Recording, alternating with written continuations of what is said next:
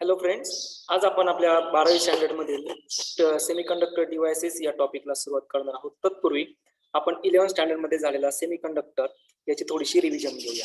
So 11th standard मध्ये आपण electrical conductivity of metal वरून त्या मेटलची किंवा त्या सबस्टन्सची 3 पार्ट मध्ये आपण त्याला कॅटेगराइज केलं. सो डिपेंड्स ऑन, तर लिहून देतो, depends on electrical conductivity of metal, electrical conductivity of metal. It classify into 3 stage or 3 parts. First one is conductor, second असतो सगळ्यांना माहिती इन्सुलेटर, आणि थर्ड असतो तो म्हणजे सेमीकंडक्टर. ओके, मग आता कंडक्टर म्हणजे काय? असे सबस्टन्स किंवा असे मेटल्स ज्यांच्यामधून इलेक्ट्रिसिटी किंवा हीट पास होऊ शकते. द सबस्टन्स, नोट डाऊन करून देतो, the substance or metals which allows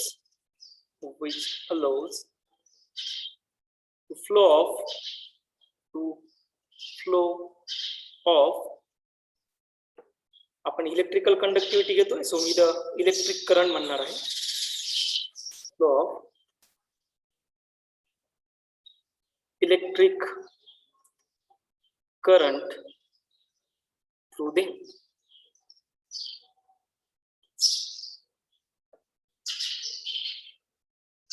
याला जनरल म्हणत असतो आपण कंडक्टर. मग आता सेमीकंडक्टर काय असणार आहे? असे सबस्टन्स, सेम सबस्टन्स असतील, काही सबस्टन्स असतील ज्यामधून it does not allows to flow of electric current. त्याला जनरल आपण कंडक्टर आणि इन्सुलेटर या 2 पार्ट मध्ये डिवाइड केलं. मग आता सेमीकंडक्टर काय? बघा, असे काही सबस्टन्स असतात, फॉर एक्झाम्पल सिलिकॉन असेल, जर्मेनियम असेल किंवा गॅलियम आर्सेनाइट असेल, या असे काही सबस्टन्स आहे जे सबस्टन्स ऍट अ रूम टेम्परेचरला इन्सुलेटर म्हणून ऍक्ट होता, आणि जसं टेम्परेचर वाढत जाणार आहे ते कंडक्टर म्हणून ऍक्ट होत असतात. म्हणून त्याची एक सिंपल सी डेफिनेशन म्हणते, the substance or metals whose electrical conductivity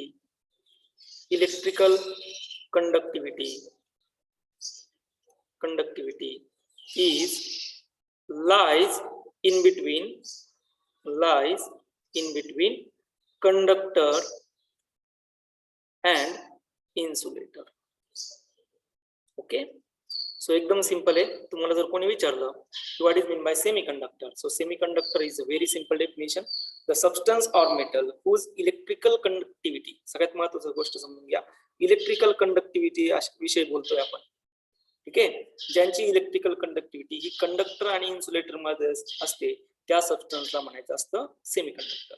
so आपल्या सिलेबस साठी आपण सिलिकॉन आणि जर्मेनियम हे 2च जनरल सेमीकंडक्टरचा अभ्यास करणार. मग आता या सेमीकंडक्टरचे 2 टाइप्स मध्ये क्लासिफिकेशन झालंय. ते आपण 11 मध्ये घेतलंय, थोडंसं फक्त रिवाइज करतोय. एकाला म्हणलं जातं इंट्रिन्सिक सेमीकंडक्टर आणि दुसरा असतो extrinsic semiconductor. So semiconductor are classified into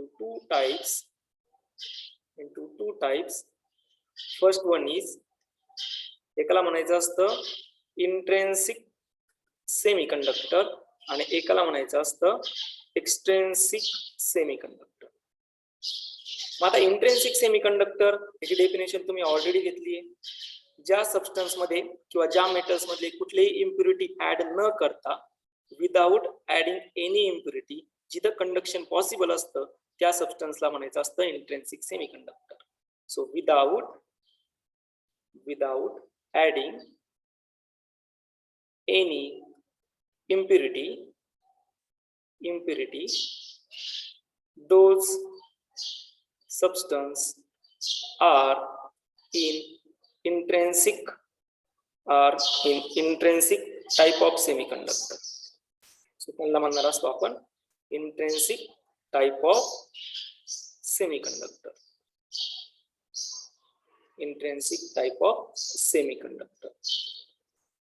आणि एक दुसरा असतो ज्यामध्ये ऍक्च्युअल आपण डोपिंग करत असतो, म्हणजे इम्प्युरिटी ऍड करत असतो. So those substance adding impurities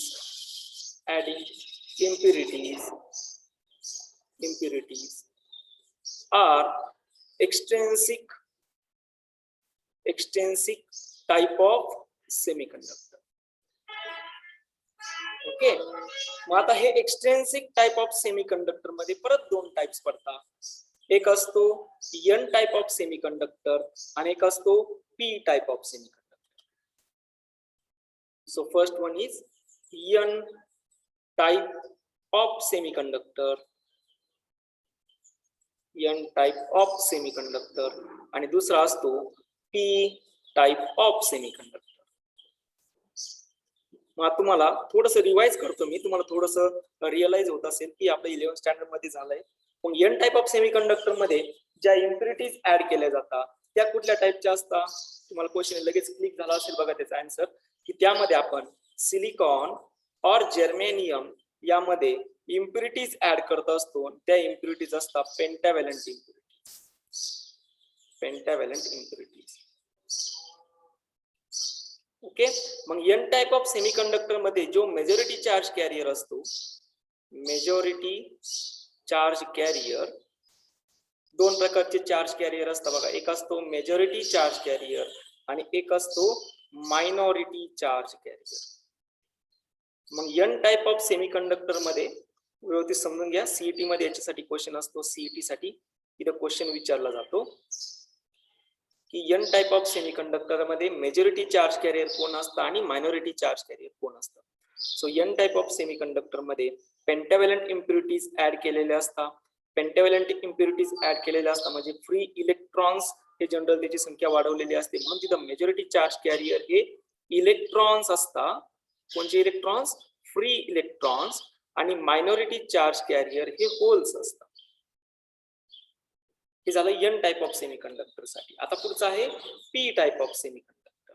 मग आता पी टाइप ऑफ सेमीकंडक्टर मध्ये सेम आहे, सिलिकॉन और जर्मेनियम मध्ये इम्प्युरिटीज ऍड केल्या जाणार आहेत आणि त्या इम्प्युरिटीज असतील ट्रायव्हॅलंट इम्प्युरिटीज. ट्रायव्हॅलंट इम्प्युरिटीज या ऍड केल्या जाणार आहेत आणि त्या ठिकाणी सुद्धा दोन पार्ट असतील. एक असणार आहे मेजॉरिटी चार्ज कॅरियर आणि एक असणार आहे मायनॉरिटी चार्ज कॅरियर. मग आता पी टाइप ऑफ सेमीकंडक्टर मध्ये majority charge carrier trivalent impurities add केल्यामुळे तिथं मॅक्झिमम होल्स जनरेट होणार आहे. सो तिथं मेजॉरिटी चार्ज कॅरियर हे होल्स असतात आणि मायनॉरिटी चार्ज कॅरियर हे इलेक्ट्रॉन्स असतात. ओके, हे थोडस 11th स्टँडर्ड मध्ये थोडस आपण रिवाइज करतोय. त्यानंतर आपण पुढे काय करतो की पी टाइप आणि एन टाइप सेमीकंडक्टर हे दोन्ही आपण डिफ्यूज करतो आणि डिफ्यूज केल्यानंतर एक सेमीकंडक्टर डिव्हाइस आपल्याकडे फॉर्म होतं आणि त्या सेमीकंडक्टर डिव्हाइसला म्हणलं जातं दिस इज कॉल्ड ॲज डायवोड. ज्यावेळेस एन टाइप आणि पी टाइप हे डिफ्यूज केले जाणार आहेत, डिफ्यूज केल्यानंतर आपल्याकडे एक डिव्हाइस बनतं आणि त्या डिव्हाइसला जनरल म्हणलं जातं this is called as P type और पी एन जंक्शन डायवोड. याला म्हणलं जातं पी एन जंक्शन डायवोड. आता सर्वांना माहिती बघा की पी एन जंक्शन डायवोड मध्ये ज्यावेळेस हा फॉरवर्ड बायस मध्ये असेल, फॉरवर्ड बायस मध्ये कधी असतो? ज्यावेळेस पी रिजनला बॅटरीचा पॉझिटिव्ह टर्मिनल कनेक्ट असतो आणि एन रिजनला बॅटरीचा निगेटिव्ह टर्मिनल कनेक्ट असतो, त्यावेळेस आपला हा पी एन जंक्शन डायवोड हा फॉरवर्ड बायस मध्ये असतो.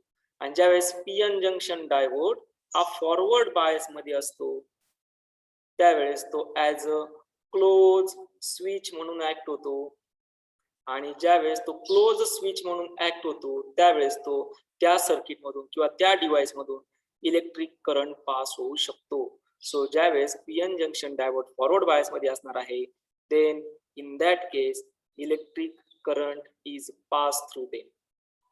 ओके, हे झालं फॉरवर्ड बायसिंग साठी. आणि ज्यावेळेस P N junction reverse bias मध्ये असेल, मग आता रिव्हर्स बायस मध्ये कधी असणार आहे? ज्यावेळेस बॅटरीचा निगेटिव्ह टर्मिनल हा पी रिजनला कनेक्ट केला जाईल आणि बॅटरीचा पॉझिटिव्ह टर्मिनल हा एन रिजनला कनेक्ट केला जाणार आहे. त्यावेळेस तुमच्यावाला जो पीएन जंक्शन डायोड असेल, हा पीएन जंक्शन डायोड आता या केसमध्ये रिव्हर्स बायस मध्ये ऍक्ट होणार. दिस इज इन रिव्हर्स बायस. मग आता रिव्हर्स बायस मध्ये ज्यावेळेस तुमचा पीएन जंक्शन डायोड जाणार आहे, त्यावेळेस तो ऍज अ ओपन स्विच म्हणून ऍक्ट होणार. काय म्हणून ऍक्ट होतो? Open switch. So here is PN junction diode acts as a open switch. आणि ह्या कंडिशन मध्ये तिथं इलेक्ट्रिक करंट पास होणार नाही. ऍक्च्युअल इलेक्ट्रिक करंट पास होत असतो, पण आपण एक सिंपल अंडरस्टँडिंग साठी घेऊया की कुठलाही इलेक्ट्रिक करंट या ठिकाणी पास होणार नाही. So electric current is equal to 0. Okay. मग याच्याशी रिलेटेड तुम्ही एक ग्राफ सुद्धा बघितला असेल बघा 11वी मध्ये, की एका डायरेक्शनला असतो करंट आणि एका डायरेक्शनला असतं पोटेन्शियल. इथं असतो P, इथं असतो I. ज्यावेळेस PN junction diode forward bias मध्ये असतो, त्यावेळेस एका व्होल्टेज पासून करंट हा इन्क्रीज व्हायला सुरुवात होतो, आणि ज्या व्होल्टेज पासून तो करंट इन्क्रीज व्हायला सुरुवात होतो त्याला म्हणायचं असतं नी व्होल्टेज. आणि हे जे नी व्होल्टेज किंवा याला दुसरं नाव आहे कंडक्टिंग व्होल्टेज, हे कंडक्टिंग व्होल्टेज सिलिकॉन साठी असतं 0.7 व्होल्ट एवढं, आणि जर्मेनियम साठी असतं 0.3 व्होल्ट एवढं. ऍक्च्युअली हे नी व्होल्टेज जे आहे ते नी व्होल्टेज म्हणजे इलेक्ट्रॉन्सला पोटेन्शियल बॅरियर क्रॉस करण्यासाठी एवढं व्होल्टेज लागणार सिलिकॉन साठी आणि जर्मेनियम साठी. हा ग्राफ कधी येतो? ज्या वेळेस तुमच्यावाला पीएन जंक्शन डायोड हा फॉरवर्ड बायस मध्ये असेल त्यावेळेस. मग काय होणार जर PN junction diode reverse bias मध्ये असेल तर? सो रिव्हर्स बायस मध्ये तुमच्याला हा ग्राफ तुम्ही व्यवस्थित बघितला असेल की एका व्होल्टेज नंतर करंट हा ड्रॉप होऊन जातो, आणि ज्या व्होल्टेज नंतर करंट ड्रॉप होतो this voltage which is called as a stopping potential. Stopping potential. मग आता या ठिकाणी करंट इन्क्रीज झाला तर तुमची एक गोष्ट लक्षात आली असेल की फॉरवर्ड बायस मध्ये सुद्धा करंट इन्क्रीज झाला आणि रिव्हर्स बायस मध्ये सुद्धा निगेटिव्ह करंट इन्क्रीज झाला. तर हे होत असतं because of majority and minority charge carrier. हे 11th स्टँडर्ड मध्ये तुमच्यावाला झालंय असं कन्सिडर करतो. आणि आता पुढे चालतो. मला फक्त या पीएन जंक्शन डायोड मध्ये दोनच गोष्टी सांगायच्या होत्या की पीएन जंक्शन डायोड ज्यावेळेस फॉरवर्ड बायस मध्ये असेल त्यावेळेस तो ऍज अ क्लोज स्विच म्हणून ऍक्ट होतो, ज्यावेळेस तो रिव्हर्स बायस मध्ये असेल त्यावेळेस तो ऍज अ ओपन स्विच म्हणून ऍक्ट होतो. हे झालं आपण 11th स्टँडर्ड साठी घेतलेला, आणि 11th स्टँडर्ड मध्ये ज्या गोष्टी घेतल्या त्या थोड्याशा रिवाइज केल्या. आता 12th स्टँडर्ड मध्ये काय करणार आहोत ते समजून सांगतो. बघा 12th स्टँडर्ड मध्ये आपण जे पीएन जंक्शन डायोड घेतलं, जे काही डायोड्स आपण घेतले त्यांचं युजेस आणि त्यांचे ऍप्लिकेशन बघणार आहोत. म्हणून आपल्या 11th स्टँडर्ड मध्ये याला नाव आहे सेमी कंडक्टर डिव्हाइसेस. काय नाव आहे? Semi conductor devices. मग आता हे सेमी कंडक्टर डिव्हाइसेस काय, तर यासाठी एक जनरल एक्झाम्पल घेतो. पूर्ण होल ऑफ चॅप्टर जो ज्याच्यावरती डिपेंड्स आहे ते पूर्ण एक सिंपलचं एक्झाम्पल घेतो. म्हणजे तुम्हाला एक मी ब्लॉक डायग्राम काढून दाखवत आहे. त्या ब्लॉक डायग्राम वरती तुमचा पूर्ण सेमी कंडक्टर डिव्हाइसेस डिपेंड आहे. मग आता ती ब्लॉक डायग्राम काय बघा. सगळ्यांना माहिती आहे की आपल्या घरामध्ये मेन्स जो असतो, मेन सप्लाय, या ठिकाणी असा एक मेन सप्लाय असतो, आणि ह्या मेन सप्लाय मध्ये सगळ्यांना माहिती असेल की ह्या मेन सप्लाय मध्ये एसी व्होल्टेज येत असतं, बरोबर. आणि AC voltage for example 120 volt एवढं एसी आपल्या घरामध्ये येतं. आणि आपल्याला या ठिकाणी मोबाईल चार्ज करायचा आहे. हा मोबाईल आहे आणि तो मोबाईल आपल्याला काय करायचा आहे? चार्ज करायचा आहे. मग ज्यावेळेस मोबाईल आपल्याला चार्ज करायचा असतो त्यावेळेस मोबाईल मध्ये काय प्रेझेंट असतं? बॅटरी प्रेझेंट असते. ओके. मोबाईल मध्ये काय प्रेझेंट असतं? बॅटरी प्रेझेंट असते. ज्यावेळेस मोबाईल मध्ये बॅटरी प्रेझेंट असते, ऍक्च्युअल बॅटरी कशावरती वर्क होते? डीसी व्होल्टेज वरती वर्क होते. मग बॅटरी जर डीसी व्होल्टेज मध्ये वर्क होत असेल, ओके, बॅटरी जर डीसी व्होल्टेज मध्ये वर्क होत असेल आणि आपण एसी देत असो, that means here is a requirement which is एका इन्स्ट्रुमेंटची किंवा एका डिव्हाइसची आपल्याला रिक्वायरमेंट आहे, जो डिव्हाइस आपलं एसी टू डीसी मध्ये कन्व्हर्जन करणारा असावं. म्हणजे जे काही अल्टरनेटिंग व्होल्टेज येणार आहे ते डायरेक्ट व्होल्टेज मध्ये कन्वर्ट करणारं डिव्हाइस असावं. आणि ऍक्च्युअल ते जे डिव्हाइस आहे तेच आपल्याला PN junction acts as a rectifier कसं वर्क होतं हे आपल्याला बघायचं. थोडक्यात समजून घ्या. एसी टू डीसी मध्ये कन्वर्ट करण्याचं जो काम करतो ते डिव्हाइस असतं रेक्टिफायर डिव्हाइस. त्याला काय म्हणलं जातं, rectifier device. So here is rectifier device. So जे डिव्हाइस AC चं DC मध्ये कन्व्हर्जन करतं, रेक्टिफायर डिव्हाइस. मग आपल्या पूर्ण 12वीच्या सेमीकंडक्टर डिव्हाइसेस मध्ये आपल्याला रेक्टिफायर डिव्हाइस काय आहे, त्याच्यानंतर व्होल्टेज रेग्युलेटर काय, या सर्वांविषयी अभ्यास करायचा आहे. मग आता ब्लॉक डायग्राम, जसं मी तुम्हाला सांगितलं की मी एक ब्लॉक डायग्राम तुम्हाला काढून देतो, ती ब्लॉक डायग्राम वरून तुम्हाला एक आयडिया येऊन जाणार आहे की या सेमीकंडक्टर मध्ये काय बघायचंय. सो हे काही आयडिया तुमच्या समोर आली असेल की AC चं DC मध्ये कन्व्हर्जन करण्यासाठी एक डिव्हाइसची रिक्वायरमेंट आहे आपल्याला. ते डिव्हाइस म्हणजे काय आहे, सेमीकंडक्टर डिव्हाइसेस. मग आता आपल्याकडे काय असणं, अल्टरनेटिंग करंट येतं. म्हणजे काय, सोर्स थ्रू एखादा सोर्स असेल, फॉर एक्झाम्पल हायड्रोस्टॅटिक प्लांट्स असतील किंवा न्यूक्लिअर प्लांट्स असेल, या प्लांट्स मधून आपण इलेक्ट्रिसिटी जनरेट करणार आहोत आणि ती इलेक्ट्रिसिटी असते अल्टरनेटिंग करंटच्या फॉर्म मध्ये. सो इथं असतो अल्टरनेटिंग म्हणजे AC सोर्स. या AC सोर्सला आपण एक ट्रान्सफॉर्मर जॉईन करत असतो. तो ऑब्विसली ट्रान्सफॉर्मर मग किती प्रकारचे असतात हे सगळ्यांना माहिती आहे. Step up transformer, step down transformer आणि ऍक्च्युअल तिसरा एक ट्रान्सफॉर्मर असतो, त्याचं नाव आहे सेंटर टॅप ट्रान्सफॉर्मर. सो या ठिकाणी AC व्होल्टेज जनरेट झालं, फॉर एक्झाम्पल ते असेल 220 व्होल्ट एवढं AC व्होल्टेज या ठिकाणी जनरेट झालंय. मग आता ही ट्रान्सफॉर्मरची असणार आहे प्रायमरी कॉइल, त्यानंतर इथं ट्रान्सफॉर्मरची असेल सेकंडरी कॉइल. ओके. मग आता बघा की आपल्या घरामध्ये मी समजा इथं घेतो 120 व्होल्ट घेतो, ठीक आहे, म्हणजे आपला एक प्रॉब्लेम जो आहे तो आपला सॉल्व्ह होऊन जाईल अंडरस्टँडिंगचा. ओके. सो इथं घेतो मी AC व्होल्टेज किती आहे, 120 व्होल्ट एवढं. मग आता बघा आपल्या मेन्स मध्ये जो मेन सप्लाय होता, त्या मेन सप्लाय मध्ये किती व्होल्टेज आलेलं आहे, ते आलेलं आहे 120 व्होल्ट एवढं. ओके.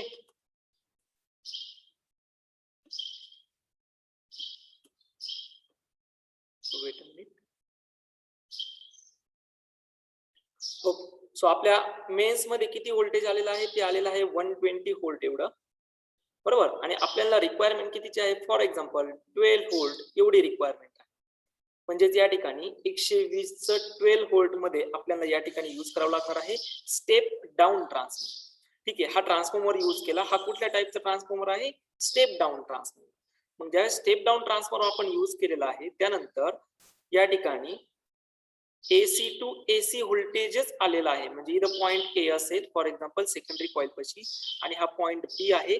तर ट्रान्सफॉर्मरच्या आउटपुटला जे काही व्होल्टेज आलेलं आहे ते अल्टरनेटिंग करंटच्या फॉर्म मध्येच आहे. म्हणजे या ठिकाणी 120 AC व्होल्टेज तयार केलं आणि आउटपुटला सुद्धा किती आलाय आपल्याला, 12 व्होल्ट AC व्होल्टेज. पण आपल्याला रिक्वायरमेंट काय आहे, DC व्होल्टेजची. सो DC व्होल्टेजची रिक्वायरमेंट आहे, म्हणून आपण या ठिकाणी पुढे एक डिव्हाइस कनेक्ट करणार आहोत आणि ते डिव्हाइस आहे रेक्टिफायर डिव्हाइस. सो या ठिकाणी आपण कनेक्ट करणार आहोत रेक्टिफायर डिव्हाइस.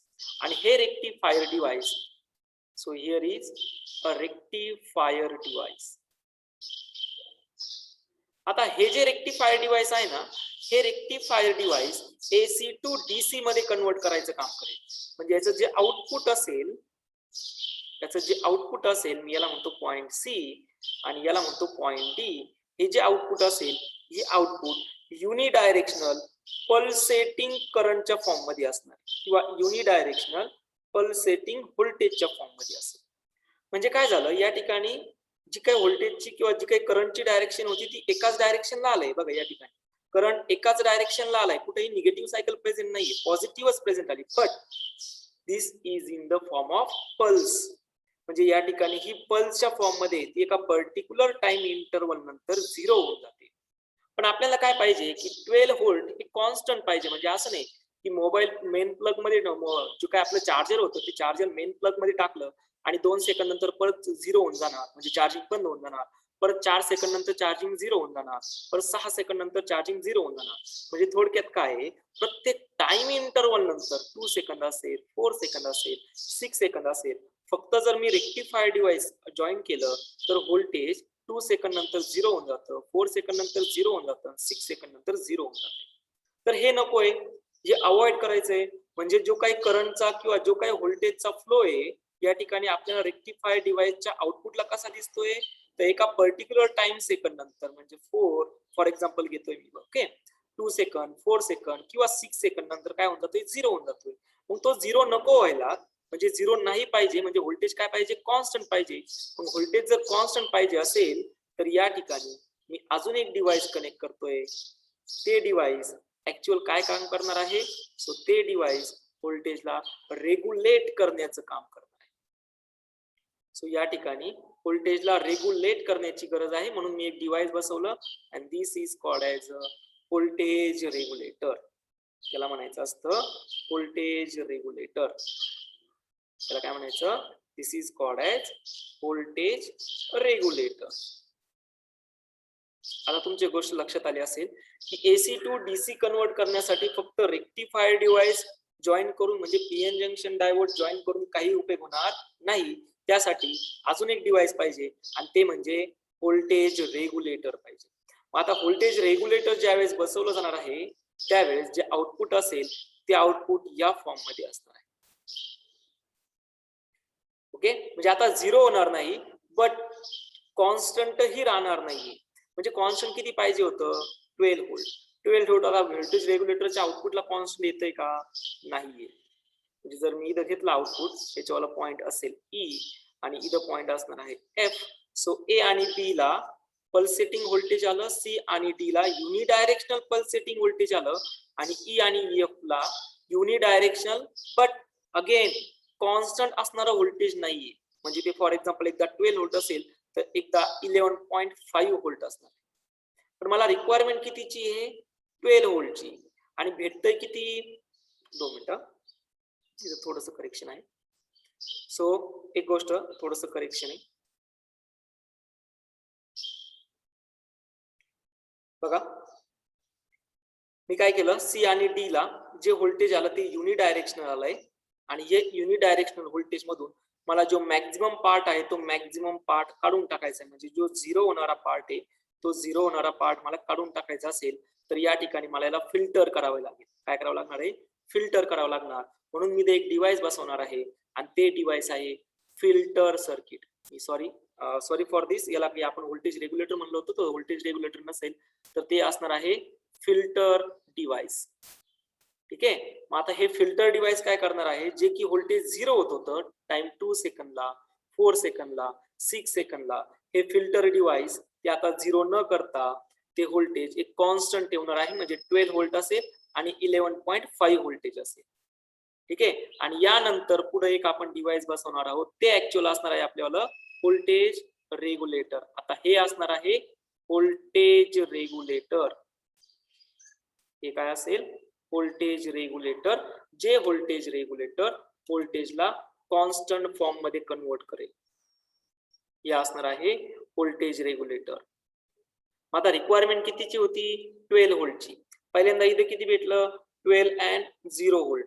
आता या ठिकाणी किती भेटलंय, 12 अँड 11.5 व्होल्ट. आणि आता या ठिकाणी आपल्याला भेटणार आहे exact, because off voltage regulator, exact 12 volt, एक कॉन्स्टंट आणि युनिडायरेक्शनल व्होल्टेज आपल्याला भेटत चालेल.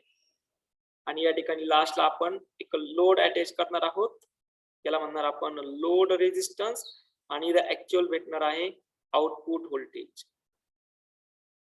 ठीक आहे. सो हा पूर्णचे पूर्ण फ्लो आहे आपल्याला सेमीकंडक्टर डिव्हाइसेसचा. या सेमीकंडक्टर डिव्हाइसेस मध्ये बघा, परत एकदा समजून सांगतो. या ठिकाणी आपण एक ट्रान्सफॉर्मर बसवणार आहोत.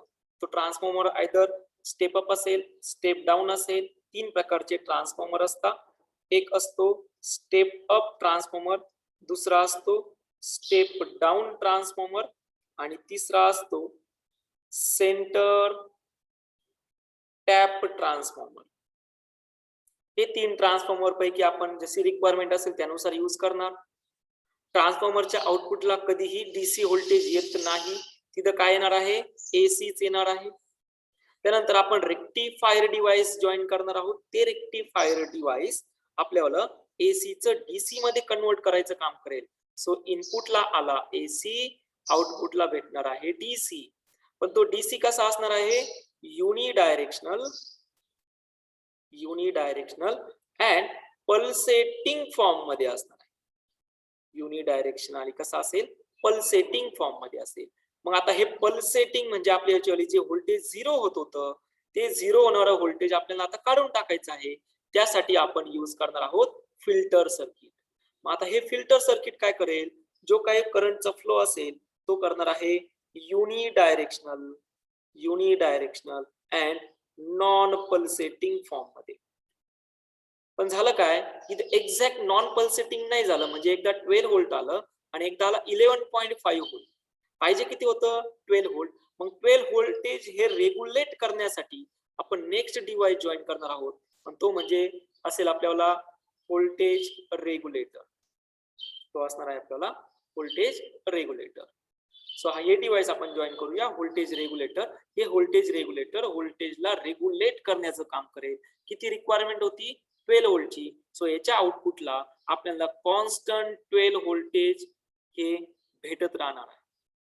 सो हेच आपल्या मोबाईल चार्जर मध्ये असतं आणि हेच आपल्या सेमीकंडक्टर डिव्हाइस मध्ये आपल्याला बघायचं आहे. सो सगळ्यात सुरुवातीला 12 स्टँडर्डच्या टॉपिक मध्ये तुम्हाला सेमीकंडक्टर डिव्हाइसेस काय आहे, त्यानंतर फिल्टर डिव्हाइसेस काय आहे आणि व्होल्टेज रेग्युलेटर काय. बट कंडिशन आता काय झाली आहे, due to pandemic voltage regulator जे की आपण झिनर डायोड म्हणून यूज करत असतो, हे तुमच्या सिलेबस मधून रिड्यूस झालेलं आहे. ओके, सो ज्यावेळेस तुम्ही बोर्डचा अभ्यास करणार त्यावेळेस लक्षात घ्यायचं की झिनर डायोड आपल्याला सध्याच्या सिलेबस मध्ये नाही, रिड्यूस झालेला आहे. म्हणजे आपल्याला रेक्टिफायर डिव्हाइस शिकायचं, आपल्याला फिल्टर डिव्हाइसेस शिकायचं. चला मग करूया सुरुवात. आता सुरुवात करणार आहोत आपण रेक्टिफायर डिव्हाइसेस पासून. सो पहिलं rectifier device most of the cases मध्ये यूज केलं जातं ते म्हणजे पी-एन जंक्शन डायोड. इथं आपण वापरत असतो P-N junction diode use as a rectifier. So here is P-N junction diode, p-n junction diode used as a rectifier. मग आता ते कसं यूज केलं जातं त्याविषयी अभ्यास करूया.